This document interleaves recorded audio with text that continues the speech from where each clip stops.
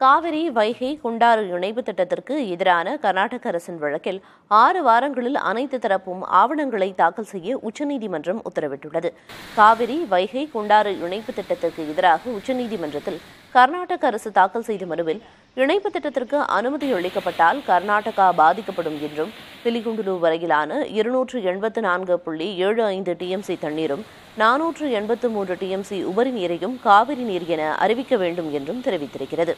எனவே இந்த திட்டத்திற்கு இடைக்கால தடை விதிக்க வேண்டும் என கோரியிருந்த நிலையில் மனுவை விசாரித்த உச்சநீதிமன்றம் திட்டத்திற்கு இடைக்கால தடை விதிக்க முடியாது எனவும், இது தொடர்பாக கூடுதல் ஆவணங்களை தாக்கல் செய்ய கர்நாடகா மற்றும் தமிழ்நாடு அரசுக்கு உத்தரவிட்டிருந்தது. இந்நிலையில் மீண்டும் வழக்கு விசாரணைக்கு வந்தபோது 6 வார காலத்திற்குள் தமிழ்நாடு அரசு, கர்நாடக அரசு, புதுச்சேரி அரசு மற்றும் மத்திய நீர்வளத்துறை அமைச்சகம் ஆகியவை ஆவணங்களை தாக்கல் செய்ய உத்தரவிட்டு வழக்கை மே 7ஆம் தேதிக்கு ஒத்திவைத்தனர்.